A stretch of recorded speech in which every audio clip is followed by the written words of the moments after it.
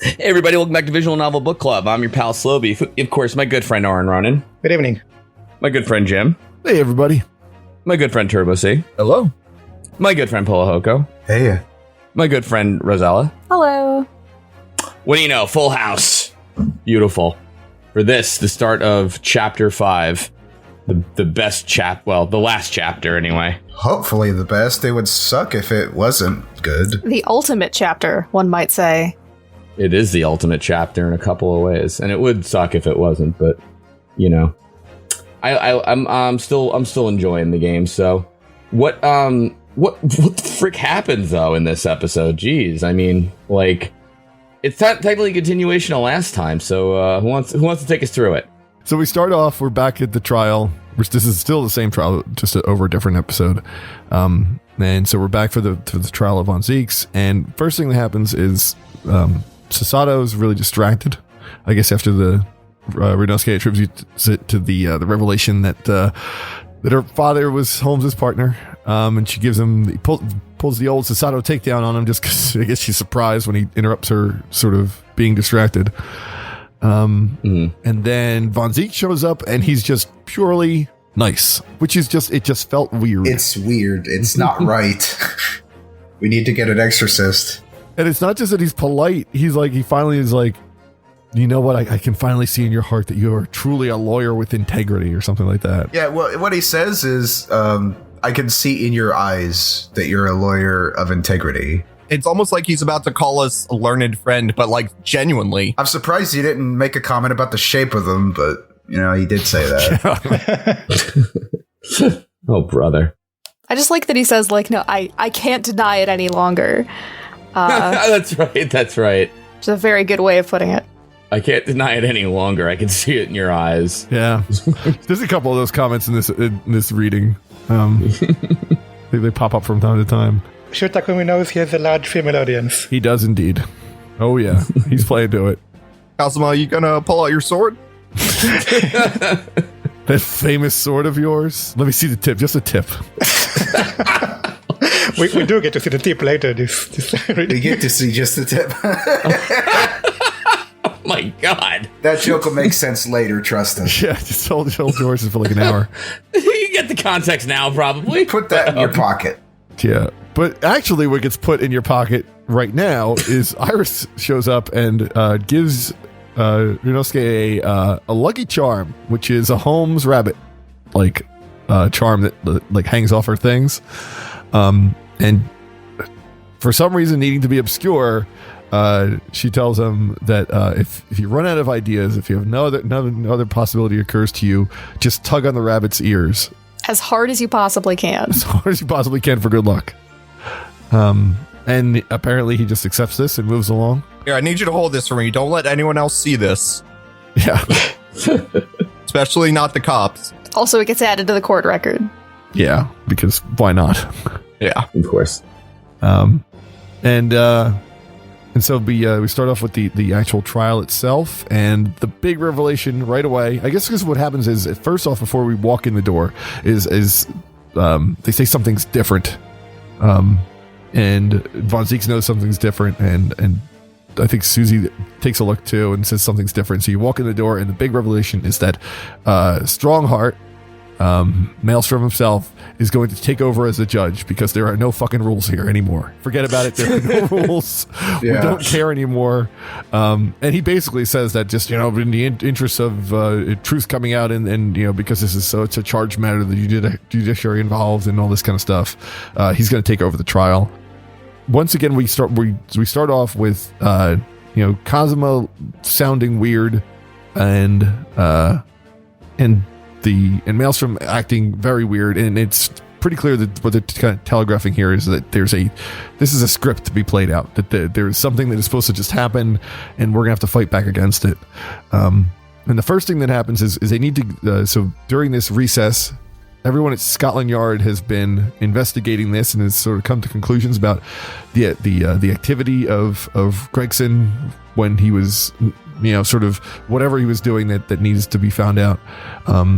And the person who's going to testify to this is Gina Lestrade, because she's the only other character we have who works at Scotland Yard. And so that's our first testimony and cross-examination. Yeah, and she's going to say that, so basically, all the detectives are supposed to follow orders and do what they're told. So they did a search of his office, and they've got his notebook, which has all these different secret meetings in it that she says. What he was examining the first day, or on the day in question, whether it's October 31st or November 1st when they first thought he was killed on October 31st, which is our contention, so that he was investigating smuggled goods. And so when we sort of, you got to kind of go back and forth for a little bit. And at first, so the Cosmo says they knew this, that this is something that Scotland Yard came to understand, and that the place where he was investigating was a gentleman's club, called the Grouse, where in fact Von Zieks was at. Mm-hmm. They have eyewitnesses that say that they did see Von Zieks at the Grouse. So I didn't have time to watch the English playthrough this time.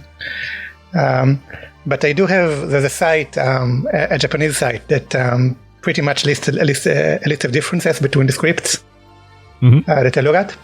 And there's one thing here about the club that I don't know why they changed, but they completely changed the line.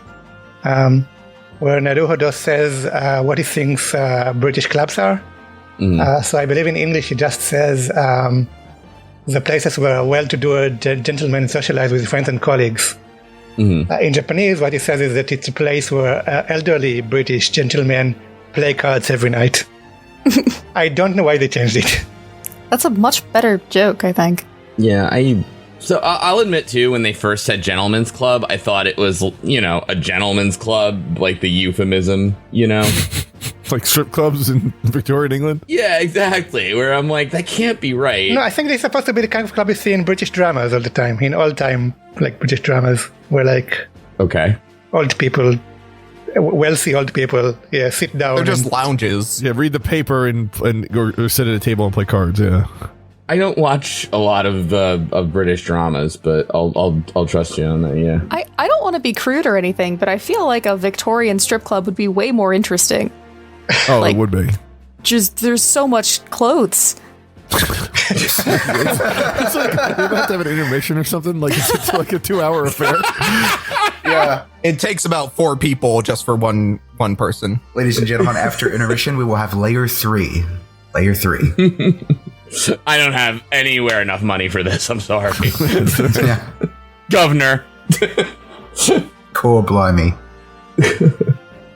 So yeah, but what actually turns out is that if you examine the back of the old letter of introduction that you had to use to talk to the head of the prison, on the back of that is the steam ticket, the steamship ticket that Mikitoba and the judge took to get there, and in fact, that ship is called the Grouse. This took me forever, by the way. I think I lost. I used all of my 5 strikes, and I lost the game. I went to I was about to say I went to a strip club, which is not true. I went to a strategy guide. Yeah, I didn't play this game for nerds. I went somewhere else. Screw it. These puzzles are making me so horny. I got it. I'm sorry, everybody. These puzzles are making me thirsty.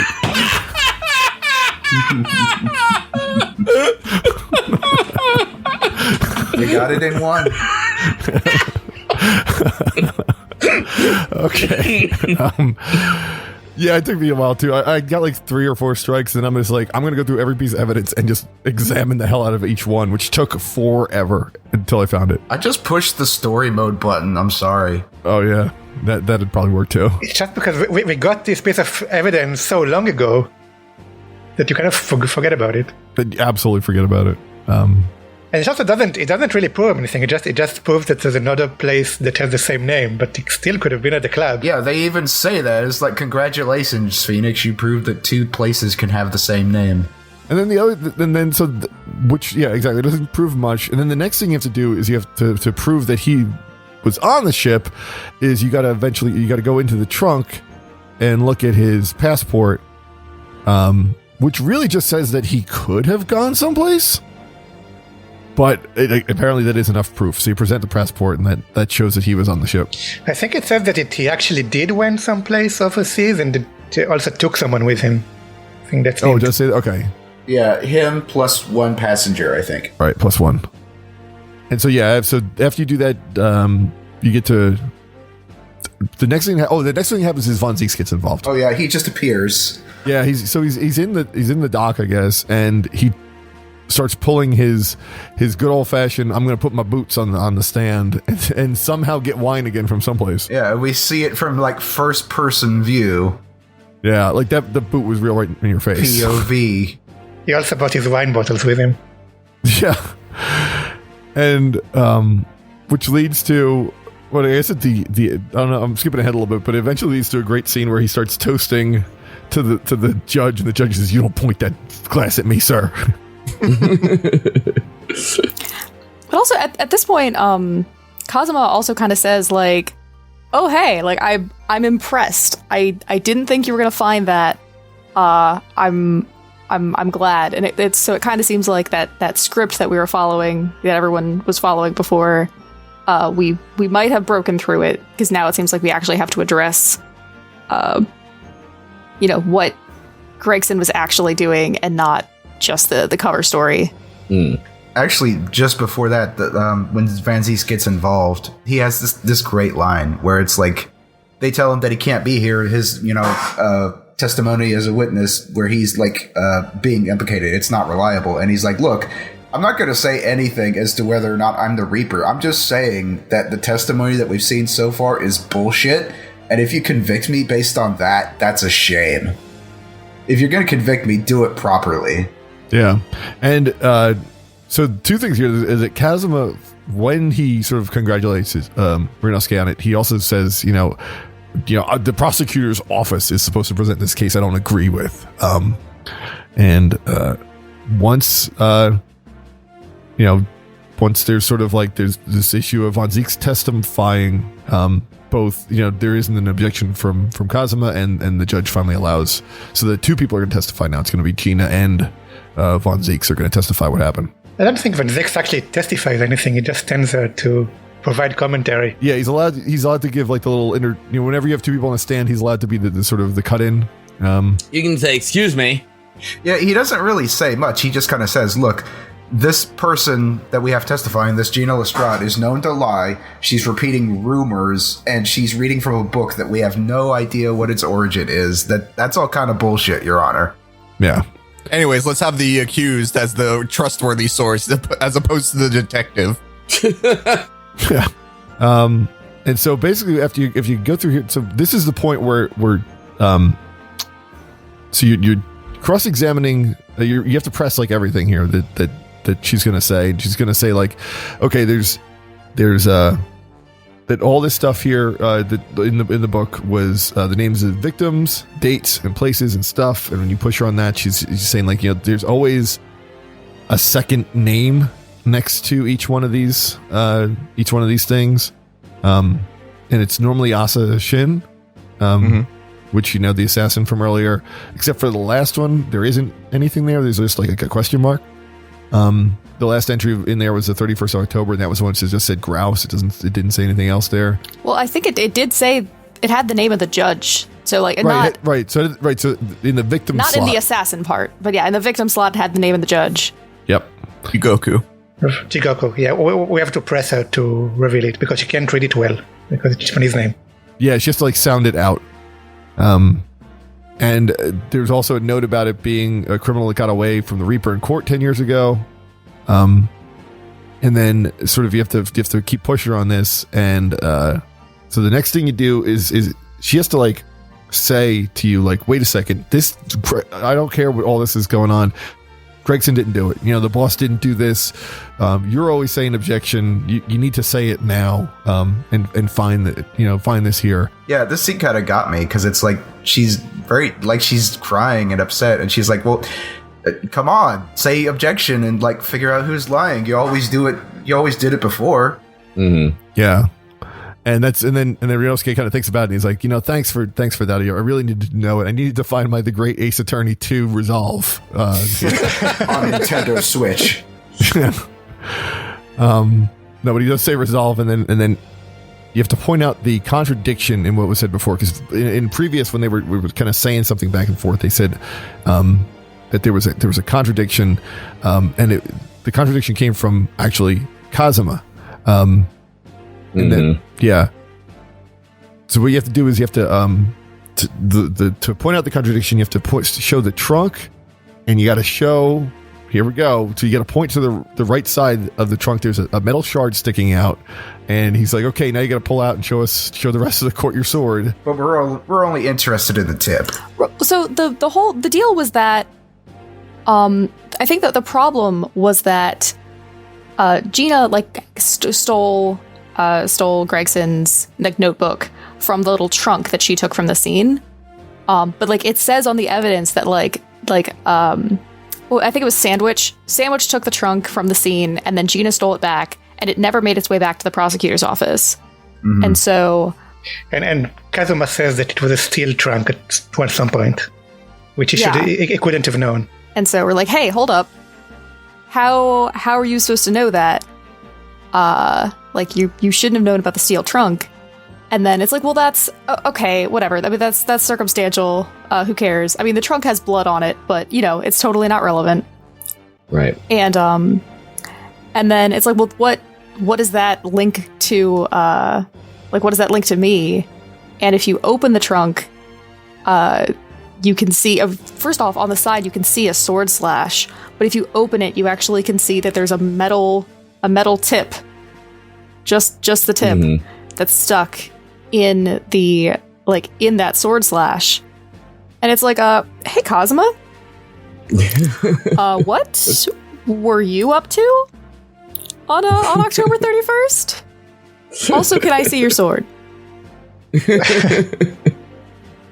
It's really important that I see your sword right here in front of everybody. That's where we get to see the tip. Ilif, watch this man pull it out. Earlier, isn't earlier, at this point, Maelstrom, tell Gina that she's, basically out of Scotland Yard? Yeah, so this is the scene that kind of had my mouth drop open a little bit, because she has that outburst where it's like, come on, Naruhodo, I know that Gregson didn't do this. You need to figure out who's lying and stuff. And the judge is like, okay, for that outburst, A, your opinion isn't really, that's not what we want. We want hard facts. And B, that was disgraceful as an officer, so you're out of the yard now, and I want you to give me your warrant after this. And she just kind of sits there, and she's like, to hell with you all. All of you are lying. Every one of you. I'm sick of this. To hell with you all. Yeah. I felt really bad for her, actually. Yeah. Mm-hmm. She had one adult that she came to trust, and then he got murdered. I know. Yeah. And everyone's calling him a murderer. Yeah. Right. So yeah, everyone in court is operating under the assumption that he is the Reaper. And is coordinating all these assassins, and that's really sad for her. Yeah. And also that he was working for Zieks, who is actually the Reaper. Mm-hmm. And that's why he's still on trial. Let's all slow down on all the assumptions we're making here, okay? So, listen.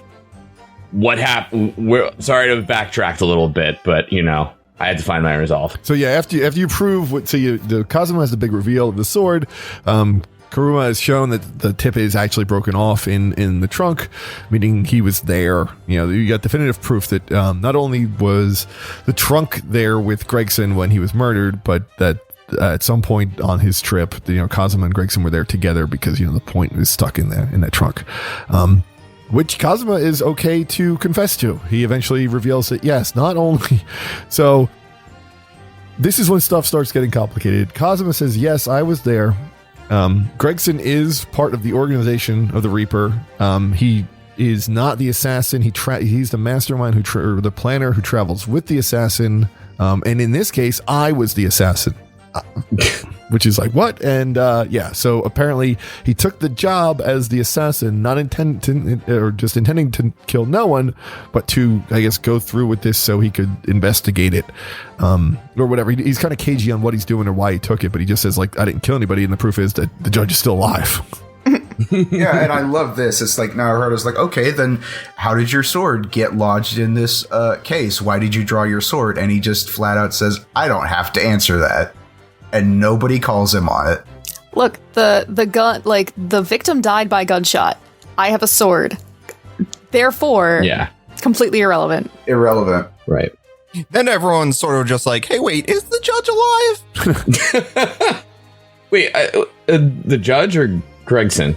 The judge, because one of the things we had heard right. earlier in the day is that Holmes and Mikitoba had not returned that night, and no one had seen the judge all night either. So now at this point, the judge has been missing for 24 hours. That's right. Which is, a big concern for everybody. And so you're going to get a recess to find out if the judge is alive or not.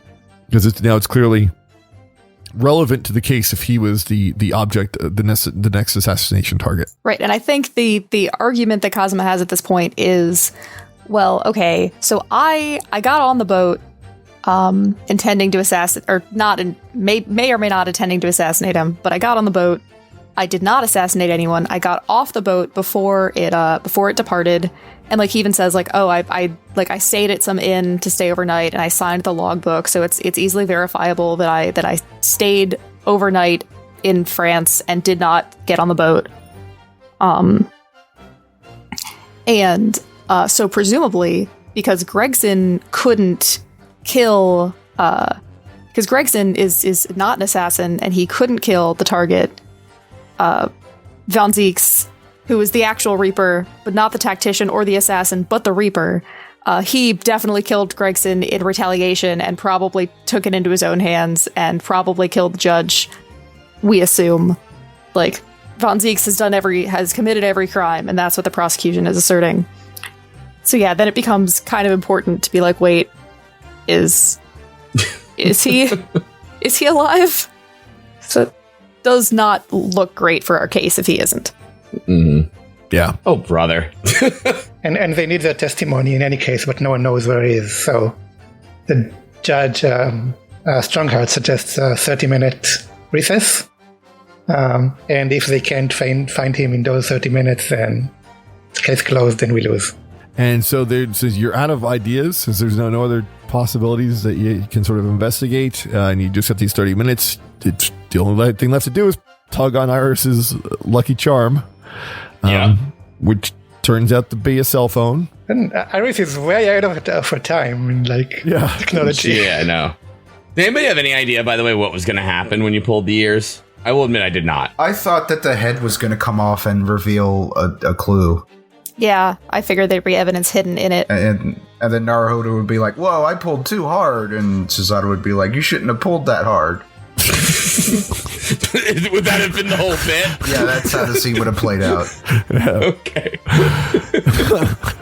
Honestly, with Iris's inventions, I was a half expecting it to be something like, I've shrunk Sholmes down into this, and he's hidden in this doll. Yeah.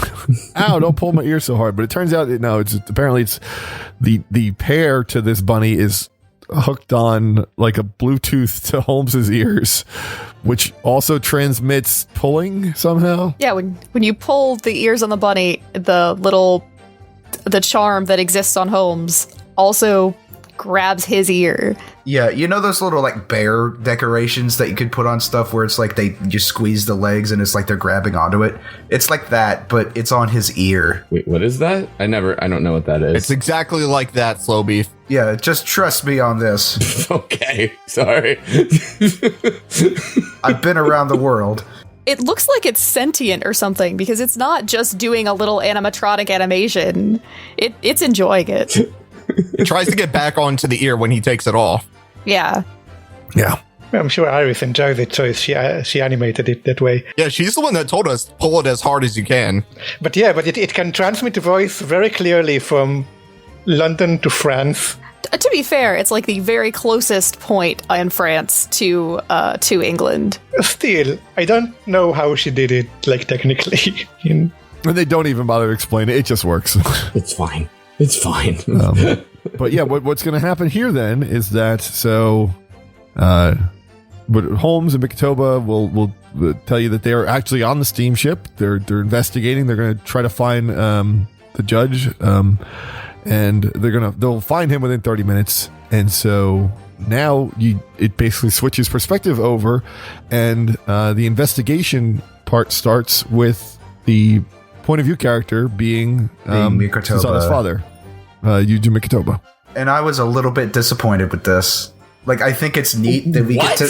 Hey, I think it's neat that we get to see Mikitoba and Sholmes together again, and solving cases just like old times. But I wanted it to be like you go into Sholmes and you get to see like everything the way he does, and it's all like drawn in crayon and shit. It's supposed to be like too mysterious character, so you can't really see what he's thinking.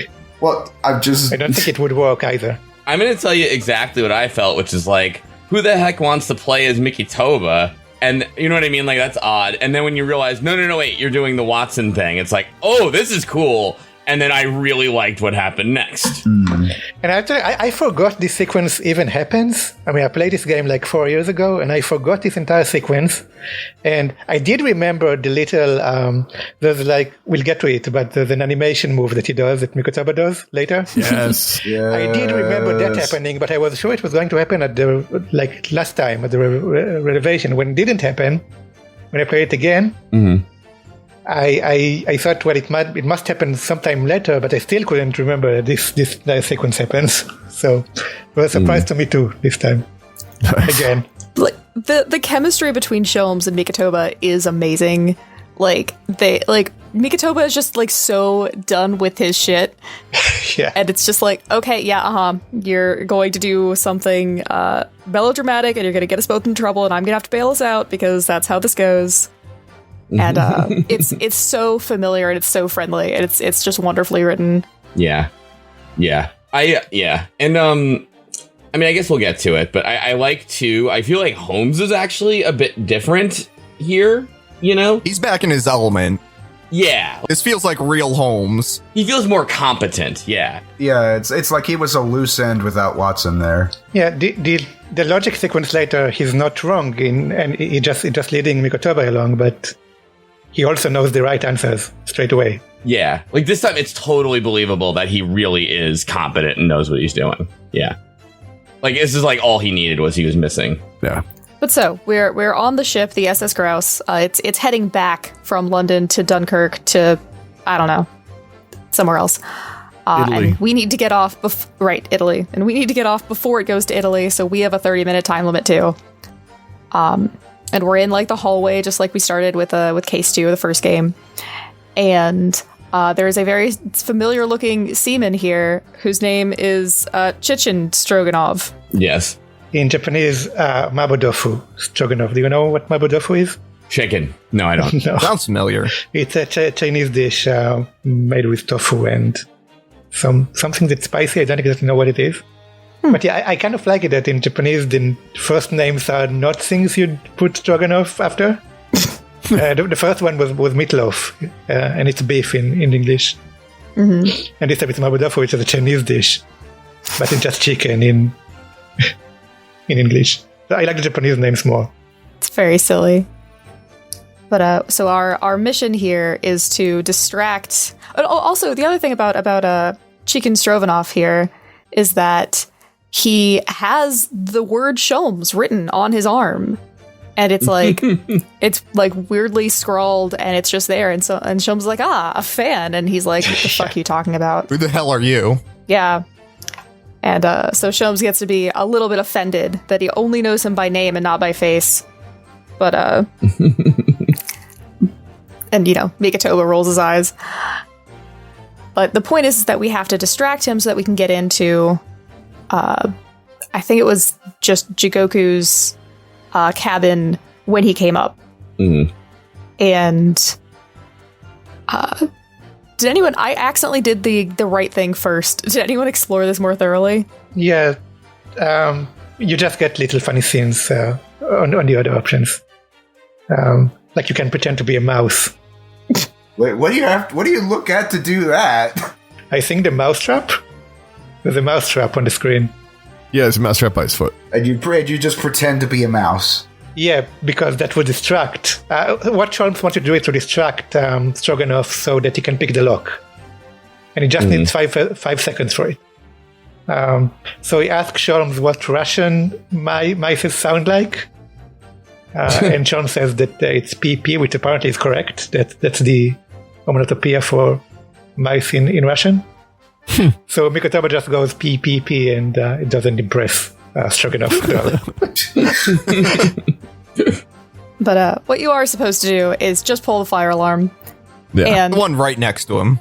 yeah, and that doesn't like confuse him or anything. He doesn't think there's a fire, but it does get his superiors to yell at him. So then he has to go over to the little speaking tube and try to explain what happened and that there are these, jerks that he's trying to deal with. And that is enough time for Sholmes to pick the lock, and we sneak in, and we have some time to investigate the crime scene before he realizes where we obviously went. Mm-hmm. And the crime scene also looks, pretty familiar from case 2. The rules for the ship are hung up somewhere different, and they're a little bit askew.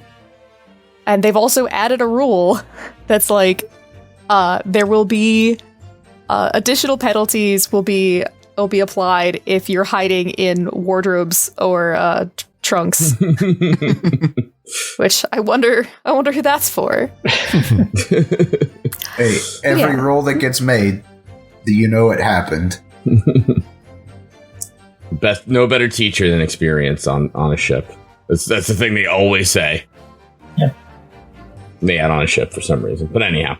And it seems, I don't know if everybody else thought, but it seemed really obvious as soon as you walked in where he was and what you were going to be exposing.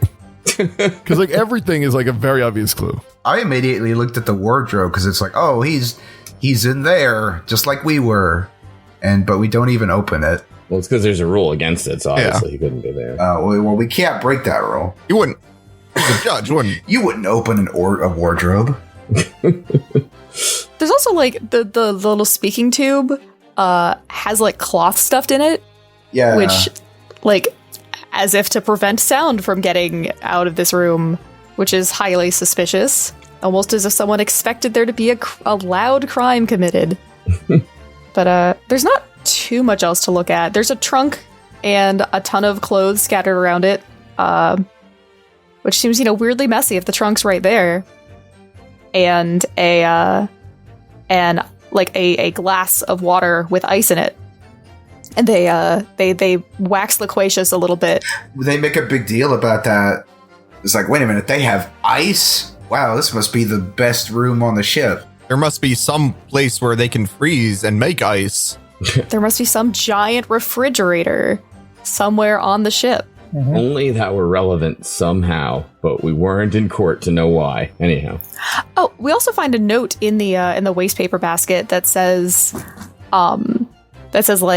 there will be a drill at 10 o'clock after the ship departs, and every single crew member is going to be on board and not guarding anything, and you can commit any crimes between the hours of 10 and 10:20, and no one will witness it.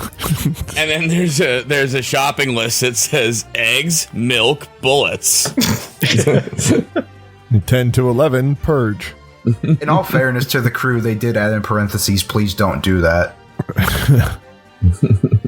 I think there's also a cute line from Sholmes where he says, I forget exactly what it's in reference to, but he says something about, and you know what I always say about trifles? They don't matter, and you should ignore them. Which I feel like is not what the quote is. But maybe Iris punched that up in post. Nice. Yeah, after you examine everything, Stroganoff finally finds you, comes into the room, and then we get the greatest sequence in this chapter, I think. Yeah. It's a for real logical deduction reasoning dance with the original Sholmes and Mikitoba. And it's definitely emphasized. Yes. The best animation in there is when Holmes, because it is a true dance and a true partnership dance in that this is not a course correction. These are both of them sort of taking turns leading the way. And Holmes will lead you to a certain point and then pass it over to Mikitoba, who will then start tap dancing his little feet to get to the next sort of revelation. And it's not like the others, where the other ones were kind of just flying by the seat of our pants and seeing, they look this direction, so it must be related to that. No, you actually get the full scene and you have to actually figure out where to go with it because you have like full access of everything now. Yep. Yeah, this is just a tried and true like deduction kind of thing. It's awesome. We've earned it. We made it, everybody. Congratulations. Big round of applause. Yeah. No, it's awesome. It's a lot of fun. But you start off because, now you have to... The revelation is going to be that Holmes immediately recognizes that the judge has not left. Stroganoff says that the judge is not on the ship anymore and that he left like a long time ago. Yeah, or at least 2 hours ago. And but of course that can't be happening because there's a glass with ice that hasn't melted sitting on the desk. So that's your first flaw. And then the very obvious rules of passage that is like, because has already been moved because there's that sort of, dusty rectangle where it was before. And if you pull it off, you find a bullet hole, just the bullet hole itself. You don't find the bullet. And then if you look behind him, in this case, he was just paid off. There's just a wad of money sticking out of his back pocket. And then when the next thing about, where is it, is a really funny reveal is that Holmes is like, I don't miss anything. Look at that. Look at those, the slightest glance of your eyes down. They call it the furtive glance. And what he does is he turns like his entire neck and body to the trunk. And Mikitoba points this out. He's like, Holmes, he almost pulled his head all the way around to look at the trunk. It wasn't furtive at all. But they open up the trunk. There's the judge, who I thought was a fairly large person, doubled over inside. Wait, Jim, how do we open the trunk? Oh, that's right. And in order to get into it, you need a code. And also, it's been too long because of all this sort of logical dance and stuff that we've been doing. He might be suffocating in there, so you have to get him out fast. It's a 7-digit code. It's only 6 digits in Japanese, by the way. That makes sense. Of course it is. Yeah. Because it's Holmes. And it's 11037. And they actually changed like the interface for this. This is a really nice localization term. Yeah, you have to actually put in the code, which is of course Sholmes upside down. I've seen this puzzle before. Yeah, it's 5401. The M is sideways, so it's a 3. The E is kind of like a 2, and the S is another 5. I'm so mad because they got me with this one. It Really? did not immediate. Yeah, no, I mean, it didn't take me long once I realized, like, once they're like, shit, but like, where he must have given the code to someone so that he wouldn't suffocate and die. So what is it? Like, obviously, once they said that, I got it. But I'm just disappointed that wasn't my first thought upon seeing the dude with Sholmes written on it. Is like, those letters look a little weird. Yeah, I immediately saw the numbers when I said it too. Yeah, it was my first thought, but also I've seen this before. I have too. That's why I'm so disappointed. Yeah. Making the calculator say boobs, Yeah. It's kind of weird though, because I don't know. He wrote it in a very weird spot on his arm. That would be very hard for him to look at it. He wrote it in a spot that is great for other people to look at. Yeah. I mean, I just think that he's holding his arm weird. Like he basically put it the same place where you look at a watch, like it's on the back of his arm, the same place the back of the wrist. Yeah, you could totally see him doing it. Like if you didn't have anything else to write on and it was super important, I would choose my arm too. So this actually also like kind of makes you think too. This is like a big issue with localizing this game in particular is like you can't really use Holmes's name, like Sherlock Holmes. But now this puzzle makes it so you kind of have to, Hence, like you need something really close so that you can add an S an S on it to make a 5. So they have to change the number of this puzzle too. They just added a 5 at the end. That's all they had to do. But yeah, I know. But yeah. Actually, speaking of Sholmes, I think at some point during this sequence, they also talk about a French, like master thief that's in Paris right now, which is supposed to be Lupin. Which is where the Sholmes name actually comes from. Oh, master thief. Oh, that's right. Yeah. And then I think, you bring it up really quickly, and then Mikitoba's like, "Oh, let's not get distracted." But yeah, so after Shinjuku gets out, after the judge comes out, it's he just says that, like, well, I was trying to escape the Reaper, and then Mikitoba was like, wait, why wouldn't you just tell me you were doing this? And he's like, yeah, thinking about it back on it, I should have really told you. And at this, my alarm bells are just going off that, like, he's being shady as hell. And I think they bring up, like, but these first class cabins, like, fill up really quickly. It's weird that not only was one open, but the specific one that you were in before was open. And it seems it's like, oh, he must have, like, bought the return ticket at the same time he bought the original ticket. So he knew.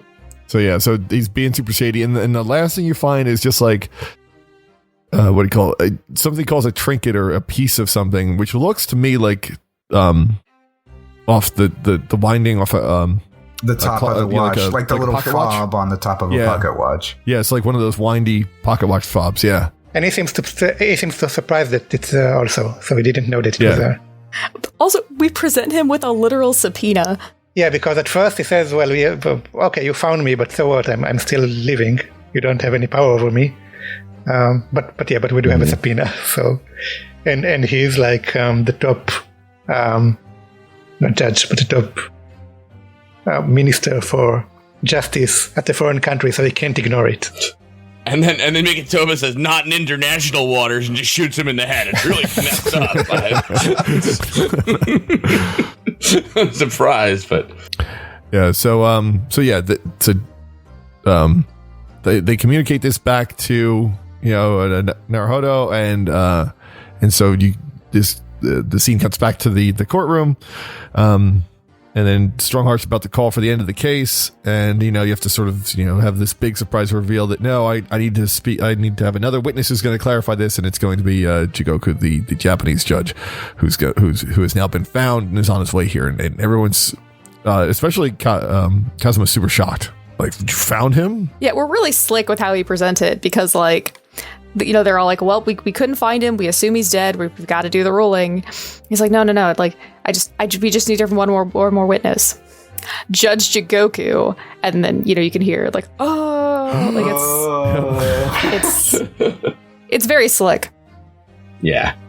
And so we get I was surprised by this, honestly, because I figured with the like last minute like investigation that this is going to all be like kind of wrapped up, but you actually get a recess because they need to like come back from Dunkirk or whatever. Yeah. So you get another day before trial resumes, and then you go back to so you go back to the courtroom briefly. And then you get sort of another. So after you get a recess till tomorrow, and then the final scene is just a little exposition piece in Holmes' suite. So I don't think I read it. Isn't there to be continued? Yeah, I stopped at to be continued. Oh, what? All right. Well. Yeah, I also stopped at to be continued. Oh, okay. Well. Shit. Then we'll cover that next time. Yep. How about that? I also thought it was until the trial. Sorry to tease y'all like that. I assumed we were stopping it to continue, so that's why I stopped. I see that it's like a very short scene, so if you want to talk about it, it's okay. How about this? If you didn't read, no, here's what we'll do. If you didn't read the next part, get the fuck out of the Discord call and let us record. No, I'm joking. But all right. So, well, geez, this is short. What do we think's gonna happen? This could very well be your last time to guess. Although, well, obviously, Strong Male or whatever his name is going to be an impartial judge and have nothing to be involved in this. It is really unfortunate that at this point, like our like the trial consists of, we're doing our best as a defense lawyer. We've got our defendant. Our opposing prosecutor is an assassin? ? Who was intimately involved with the Reaper stuff. So that seems kind of bad. And then there's, Maelstrom, who is so obviously the actual Reaper. He's obviously evil. He's been obviously evil the whole game. Mm-hmm. It makes it kind of hard to figure out how exactly we're going to get a trial out of this. Like, it just does not seem like... How do you convict the judge? We've never had this problem before. Well, he's not the judge over here, is the thing. Maelstrom's the judge. Maelstrom, yeah. Oh, well, I mean, well, shit. It's me, the better judge here. Shit, well, I know we're going to convict one judge because he's suspicious as hell. That's true. We're gonna have two competing court cases going on at the same time. One with English law and one with Japanese law. Oh my god! But what if we did? No. Yeah. This whole thing is going to be really tricky because it's like it's not. You can't even say like the odds are really against us. It's like literally like things are actually like kind of set against us here. You know. Especially because there's no jury, because he can just be like, no, I'm innocent. Mm-hmm.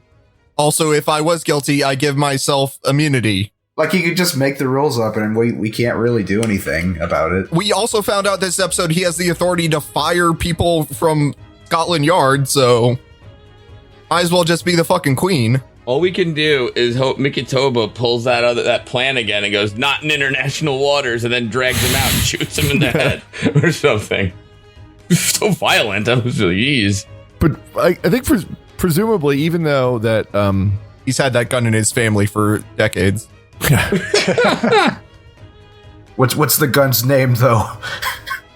But even though that Von Zieks calls everyone in sort of the observation portion of the courtroom, Von Zieks called Maelstrom's lackeys, he presumably you would presume that at least with enough people around, any kind of revelation of stuff like that would be sort of, you're in front of people who could possibly make a difference. So at least the truth would get through to them, possibly. Yeah, not entirely closed, but there are like politicians involved. Yeah, or at least it would embarrass somebody and cause something to change. And I think really, after all the stuff with the judge, I really think he's involved somehow. Although the little part that I thought was part of the reading before the actual trial commences is probably going to speak a lot more to that. Well, I guess we'll find out together, huh? But anything else? I don't think Gregson's. I think there's something else is going to be explained for Gregson. I think the whole thing with Gina has now confirmed what I thought from before that yeah, he's involved somehow. Yeah, there's very strong evidence against him, so I also don't know what to think at this point. Because yeah, he obviously was involved with it. But was he involved in actual assassinations? Yeah, Gina is so convincing at being she's sure he didn't do it. Yeah. I think it can go both ways, and I also don't really remember that part. I'm going to go with a long shot theory. Gregson faked his own death. And it was actually Virgil that died. The real Gregson was Vigil. It was a wax figure. Wait, did you say Virgil? Yeah. Died? I forgot the guy's name for a second. Gerbil. Vigil. Okay, yeah, all right. Gotcha. I was gonna say, it's been a while since I saw it. Yeah, we're just going to bring Devil May Cry in here, too. I have a surprise witness. What? Dante from the Devil May Cry series. I love how culture is that's the Dante and Virgil we go with. It's like Google Dante's Inferno to remember who wrote that. Dante's Inferno was a really good game too. You played that one from EA. First of all, it's not. No, actually, I haven't played it. Get some culture in you. Oh, brother. Free IP. When does Dante's Inferno enter public domain? Or is it already? I think it's been quite a while. Not if Disney has anything to say about it. That's right. The Disney version doesn't have pants. As we all know, we all know Sherlock Holmes was written well before Dante's Inferno, so it's got to be a couple more decades. I like how you said the Disney version is the one without pants. Okay, so I guess we'll figure this all out. So we're going to finish everything next week, or at least finish the main narrative here for next week? Yeah, we need to be specific about this because we messed it up this time. I mean, it's doable. It's within striking distance. Yeah, I think it's going to be a little bit long, but we should probably just finish the game for next time. Finish the game? I think you're going to want to, too. It's Yeah. like, you know what I mean? There's not if you do one part of the trial, you're going to want to do the other. And I do remember that it is long. I mean, I kind of want to finish it just after that Sholmes reveal that people haven't read yet. I do remember that it's long, but it's also a trial, so discussing it won't take that long. Right. Yeah, they do go fast. Yeah, it's going to be... we'll have to just budget enough time to play it, but yeah, discussing will go quick.